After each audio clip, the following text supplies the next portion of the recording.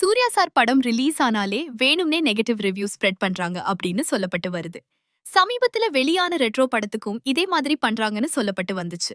ஆனா ஒரு பக்கம் படம் நல்லா இருந்தா எதுக்கு நெகட்டிவ் ரிவ்யூ வரப்போகுது அப்படிங்கிற கேள்வியவும் சிலர் முன்வைக்கிறாங்க. இந்த நிலையில இந்த படத்தோட டைரக்டர் கார்த்திக் தியேட்டர் விசிட் போயிருக்கும் போது அவர்கிட்ட இந்த கேள்வியை கேட்டதுக்கு அவர் என்ன சொல்லியிருக்காருன்னு பாருங்க. சூர்யா சார் மேல ஏன் இவ்வளவு வன்மம்? அவரு கேரக்டர் வைஸும் சரி, அவர் நம்ம மக்களுக்காக பண்றதும் சரி, படிப்புல ஹெல்ப் பண்றதும் சரி, ஆனா அவர் படம் வரும்போதெல்லாம் ஒவ்வொரு தடவையும் ஏன் இவ்வளவு இங்க இருக்கிற பொதுவான எல்லா ஆடியன்ஸுக்கும் நான் ஒரே ஒரு லைன் ஒன்று சொல்றேன். அட நம்ம நினைச்சது நடந்துடுமா, சிங்கம் மறுபடி திரும்பிட்டோமா. சூர்யா சார் பேசணும்னு இவ்வளவு பேர் பாருங்க, தூசு மாதிரி விட்டு தள்ளுங்க. இக்னோர் த ஹேட்ரட்.